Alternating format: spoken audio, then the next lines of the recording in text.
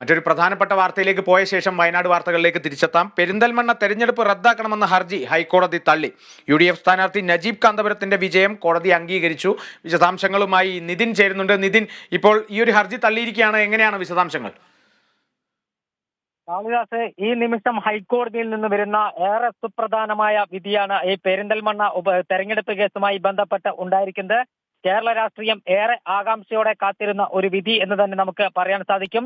പെരിന്തൽമണ്ണ നിയമസഭാ മണ്ഡലത്തിൽ നിന്നും വിജയിച്ച UDF സ്ഥാനാർത്ഥി നജീബ് കാന്തപുരത്തിന്റെ വിജയം അസാധുവാക്കണമെന്നാവശ്യപ്പെട്ട് ഇടതു സ്ഥാനാർത്ഥി KP മുഹമ്മദ് മുസ്തഫ നൽകിയ ഹർജിയാണിപ്പോൾ ഹൈക്കോടതി തള്ളിയിരിക്കുന്നത്. നജീബ് കാന്തപുരത്തിന്റെ വിജയം ഹൈക്കോടതി ശരിവെച്ചിരിക്കുന്നു.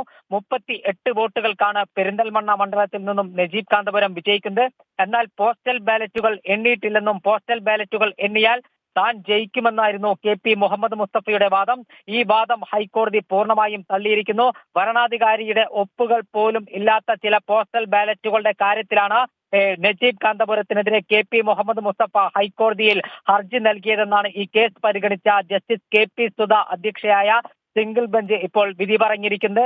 ഈ കേസിനകത്ത് ഏറെ പ്രതീക്ഷയോടുകൂടിയായിരുന്നു ഇടതുമുന്നണി ഈ കേസിനെ നോക്കിക്കണ്ടത്. പ്രത്യേകിച്ച് ഞാൻ നേരത്തെ സൂചിപ്പിച്ചതുപോലെ മുഹമ്മദ് മുസ്തഫ നൽകിയ ഹർജിയിൽ പറഞ്ഞിരുന്നത് 482 സാധുവായ ബാലറ്റുകൾ കാണാനില്ലെന്നാണ് ഹൈക്കോടതിയിൽ സമർപ്പിച്ചിരുന്ന ഹർജിയിൽ തെരഞ്ഞെടുപ്പ് കമ്മീഷനും വ്യക്തമാക്കിയിരുന്നത്. അതോടൊപ്പം തന്നെ തനിക്ക് ലഭിക്കേണ്ട മണ്ഡലത്തിലെ 340 പോസ്റ്റൽ ബാലറ്റുകൾ സാങ്കേതിക കാരണം പറഞ്ഞ് എണ്ണിയില്ലെന്നും ഇവയിൽ 300ഓളം വോട്ടുകൾ തനിക്ക് ലഭിക്കേണ്ടതെന്നായിരുന്നു KP മുഹമ്മദ് മുസ്തഫയുടെ വാദം. ഈ ബാലറ്റുകളിലാണ് ഭരണാധികാരിയുടെ ഒപ്പില്ല എന്ന ഹൈക്കോടതി കണ്ടെത്തിയിരിക്കുന്നത്. ഇതോടുകൂടി ഈ ഹർജി തള്ളാൻ സിംഗിൾ ബെഞ്ച് ഉത്തരവിടുകയും ചെയ്തിരിക്കുന്നു.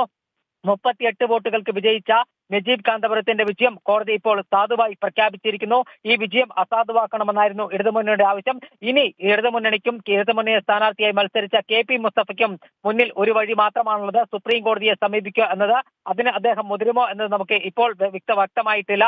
എന്തായാലും നിലവിലെ സാഹചര്യത്തിൽ ഹൈക്കോടതി സിംഗിൾ ബെഞ്ച് അർത്ഥശങ്കയ്ക്കിടയില്ലാത്ത വിധം ഇടതുമുന്നണി സ്ഥാനാർത്ഥി KP മുഹമ്മദ് മുസ്തഫയുടെ ഹർജി തള്ളുകയും UDF സ്ഥാനാർത്ഥിയായ നജീബ് കാന്തപുരത്തിന്റെ വിജയം ശരിവെക്കുകയും ചെയ്തിരിക്കുകയാണ് കാളിദാസ്.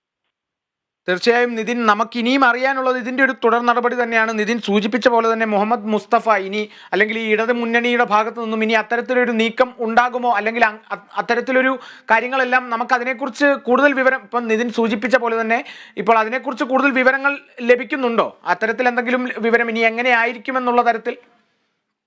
കാളിദാസ്, ഹൈക്കോടതി സിംഗിൾ ബെഞ്ച് സ്വാഭാവികമായും ഇത് തള്ളിയ പശ്ചാത്തലത്തിൽ ഇനി ഇടതുമുന്നണിയുടെയും ഇടതുമുന്നണി സ്ഥാനാർത്ഥി KP മുഹമ്മദ് മുസ്തഫയുടെ മുന്നിലുള്ള പോംവഴി പരമോന്നത നീതിപീഠമായ സുപ്രീം കോടതിയെ സമീപിക്കുക എന്നത് തന്നെയാണ്.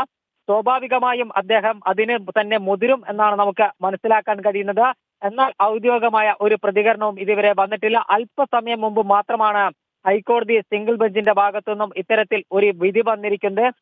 സ്വാഭാവികമായും ഇടതുമുന്നണി സ്ഥാനാർത്ഥി KP മുഹമ്മദ് മുസ്തഫ കോടതിയിൽ പറഞ്ഞത്, ഞാൻ നേരത്തെ പറഞ്ഞതുപോലെ തന്നെ 382 വോട്ടുകൾ തനിക്ക് അനുകൂലമായി, അതിൽ 340 പോസ്റ്റൽ വോട്ടുകൾ സാങ്കേതിക കാരണം പറഞ്ഞ് എണ്ണിയില്ലെന്നും ഇവയിൽ 300ഓളം വോട്ടുകൾ തനിക്ക് ലഭിക്കേണ്ടതാണ് എന്നാണ് KP മുഹമ്മദ് മുസ്തഫയുടെ വാദം. ഈ വാദം ഉയർത്തിപ്പിടിച്ച് ഒരുപക്ഷെ അദ്ദേഹം സുപ്രീം കോടതിയിൽ പോകാൻ സാധ്യതയുണ്ട്. പക്ഷേ ഹൈക്കോടതി കണ്ടെത്തിയ നിരീക്ഷണം ഈ കേസിനകത്ത് ഏറെ നിർണായകമാകുമെന്ന കാര്യത്തിൽ ഒരു തർക്കവുമില്ല. ഭരണാധികാരിയുടെ ഒപ്പില്ലാത്ത ബാലറ്റുകൾ ആണ് എന്നാണ് ഹൈക്കോടതി കണ്ടെത്തിയത്. ഇത് ഈ കേസിനകത്ത് ഏറെ നിർണായകമാണ്. എന്തായാലും അദ്ദേഹത്തിന്റെ പ്രതികരണം അല്പസമയത്തിനകം ഉണ്ടാകും എന്ന് തന്നെയാണ് നമ്മൾ പ്രതീക്ഷിക്കുന്നത്. പ്രത്യേകിച്ച് ഇടതുമുന്നണി സ്ഥാനാർത്ഥിയും ഏറെ പ്രതീക്ഷയോടുകൂടി തന്നെയാണ് ഈ തെരഞ്ഞെടുപ്പ് കേസിനെ നോക്കിക്കണ്ടത്. ഈ തെരഞ്ഞെടുപ്പ് കേസിനാണ് ഇപ്പോൾ ഹൈക്കോടതിയിൽ നിന്നും ഇടതുമുന്നണി സ്ഥാനാർത്ഥി KP മുഹമ്മദ് മുസ്തഫയ്ക്ക് തിരിച്ചടി ഉണ്ടായിരിക്കുന്നത്. അദ്ദേഹത്തിന്റെ പ്രതികരണം അല്പസമയത്തിനകം ഉണ്ടാകും. അതിനുശേഷം ഇക്കാര്യത്തിൽ ഒരു വ്യക്തത വരും. പക്ഷേ നമുക്ക് അനുമാനിക്കാൻ കഴിയുന്ന ഒരു കാര്യം, ഹൈക്കോടതിയിൽ നിന്നും തിരിച്ചടി നേരിട്ട പശ്ചാത്തലത്തിൽ നിയമവിദഗ്ധരുമായി ആലോചിച്ച് ഇടതുമുന്നണി സ്ഥാനാർത്ഥിയും സുപ്രീം കോടതിയെ സമീപിക്കാനുള്ള ഒരു സാധ്യത തന്നെയാണ് ഇപ്പോൾ നമ്മൾ കാണുന്നത്. കാളിദാസ്. ശരി നിതിൻ, എന്നാലും ഈ 38 വോട്ടുകൾക്കാണ് നജീബ് കാന്തപുരം വിജയിച്ചത്. എന്നാൽ ഈ കേസുമായി ബന്ധപ്പെട്ട ഒരു നടപടി നടന്നുകൊണ്ടിരിക്കുന്ന സമയത്ത് ഈ തെരഞ്ഞെടുപ്പ് രേഖകൾ അടങ്ങിയ പെട്ടി കാണാതെ പോയിരുന്നു. അത്തരത്തിലൊരു വാർത്തയും അല്ലെങ്കിൽ അത്തരത്തിൽ വിവരങ്ങളൊക്കെ നമുക്ക് ലഭിച്ചിരുന്നു. പിന്നീട് അത് കണ്ടെത്തുകയായിരുന്നു, അതായത് ജോയിന്റ് രജിസ്ട്രാറുടെ ഓഫീസിൽ നിന്ന് ഇത് കണ്ടെത്തുകയായിരുന്നു. അപ്പോൾ ഇതിൻ്റെ ഈ ഒരു സംഭവത്തിൽ അല്ലെങ്കിൽ ഇത്തരത്തിലൊരു കേസ് മുന്നോട്ട് പോയതിൽ എന്തോ ഒരു അഴിമതി ഉണ്ട് എന്നുള്ളൊരു ആരോപണം അല്ലെങ്കിൽ അത്തരത്തിൽ എന്തോ ഒന്ന് നടന്നിട്ടില്ല എന്നുള്ളൊരു തരത്തിൽ തന്നെ ആയിരിക്കുമല്ലോ ഇങ്ങനൊന്ന് ഒരു കേസിനായി തന്നെ പോയിട്ടുണ്ടാവുക. കാരണം തെരഞ്ഞെടുപ്പ് രേഖകളാണ് ഇതിൻ്റെ ഇടയ്ക്ക് വെച്ച് ഈ കേസ് നടപടിക്കിടെ കാണാതെയൊക്കെ പോയത്. അപ്പോൾ ഈ ഒരു ഇപ്പോൾ വന്ന ഒരു ഹർജി തള്ളലിലൂടെ നജീബ് കാന്തപുരത്തിന് കൂടുതൽ അനുകൂലമായിട്ടുള്ളൊരു പ്രസ്താവന അല്ലെങ്കിൽ ഒരു വിധിയാണ് വന്നതെങ്കിലും എന്തൊക്കെയോ ഇതിൽ ചീഞ്ഞു നാറുന്നില്ലേ?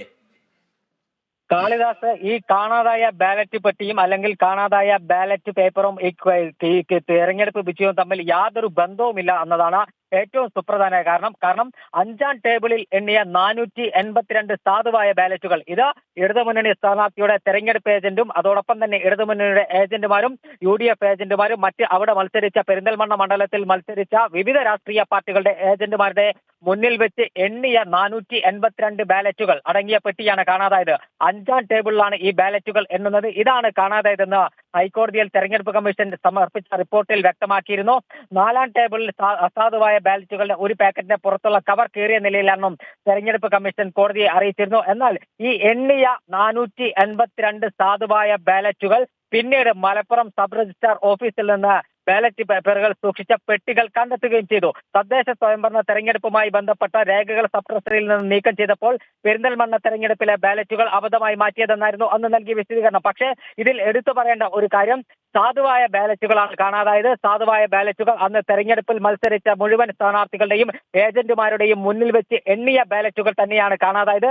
അതിൽ മറ്റൊരു കൃത്രിമത്വം നടത്താനുള്ള സാധ്യതയില്ല. എണ്ണിയ ബാലറ്റുകളിൽ പിന്നീട് ഒരു കൃത്രിമത്വം നടത്താനുള്ള ഒരു സാഹചര്യവുമില്ല. അങ്ങനെ കൃത്രിമത്വം നടത്തിയാലും അതിൽ നിയമപരമായി യാതൊന്നും നിലനിൽക്കില്ല എന്നതാണ് ഏറ്റവും വ്യക്തമായ കാര്യം. പക്ഷേ ഇടതുമുന്നണി സ്ഥാനാർത്ഥി ഉന്നയിച്ച കാര്യം അതല്ല. മണ്ഡലത്തിലെ 340 പോസ്റ്റൽ വോട്ടുകൾ സാങ്കേതിക കാരണം പറഞ്ഞ് എണ്ണാതെ മാറ്റിവെച്ചിരുന്നു. ആ എണ്ണാതെ മാറ്റിവെച്ച 300ഓളം വോട്ടുകൾ 340ൽ 300ഓളം വോട്ടുകൾ തനിക്ക് ലഭിക്കുമെന്നായിരുന്നു KP മുഹമ്മദ് മുസ്തഫ ഉയർത്തിപ്പിടിച്ച വാദം.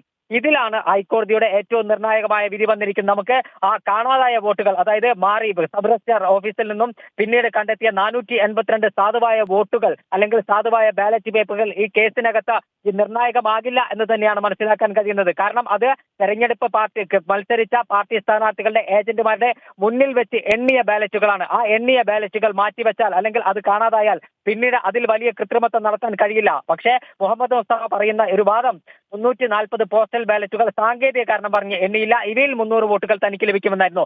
ഈ സാങ്കേതിക കാരണങ്ങൾ പറഞ്ഞ് എണ്ണാതിരുന്ന പോസ്റ്റൽ ബാലറ്റുകളിൽ പലതിലും ഭരണാധികാരികളുടെ ഒപ്പുണ്ടായിരുന്നില്ല എന്നാണ് ഹൈക്കോടതി കണ്ടെത്തിയിരിക്കുന്നത്. അതുകൊണ്ട് ഈ കാണാതായ ബാലറ്റുകളും അല്ലെങ്കിൽ ഈ എണ്ണിയ ശേഷം കാണാതായ ബാലറ്റുകളും ഈ തെരഞ്ഞെടുപ്പ് കേസുമായി ബന്ധപ്പെട്ട് യാതൊരു അടിസ്ഥാനപരമായ ഒരു കാരണവുമില്ല.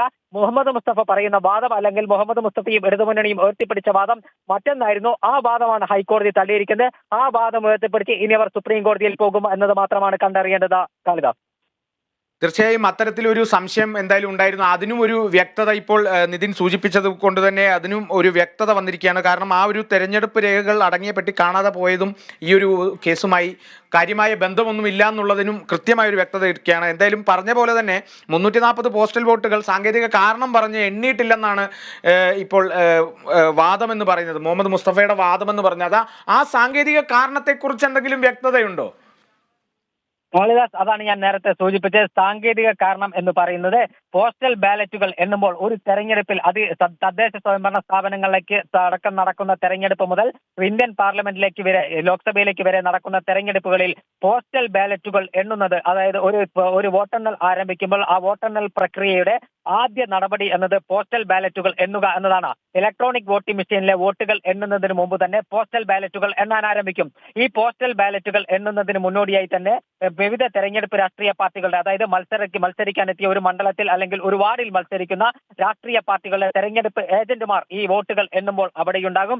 അവരുടെ മുന്നിൽ വെച്ചാണ് ഈ പോസ്റ്റൽ ബാലറ്റുകൾ എണ്ണാറുള്ളത്. ഈ പോസ്റ്റൽ ബാലറ്റുകൾ എണ്ണുമ്പോൾ നമ്മൾ പലതും പരിശോധിക്കേണ്ടതായിട്ടുണ്ട്. കാരണം പോസ്റ്റൽ ബാലറ്റുകൾ പേന കൊണ്ടാണ് ഈ വോട്ടുകൾ മാർക്ക് ചെയ്യുക. ഒന്നുകിൽ ഇൻഡു മാർക്ക് അല്ലെങ്കിൽ ശരി, ഈ രണ്ട് മാർക്കുകളാണ്, ഈ രണ്ട് കാര്യങ്ങളാണ് പോസ്റ്റൽ ബാലറ്റുകളിൽ നമ്മൾ മാർക്ക് ചെയ്യുക.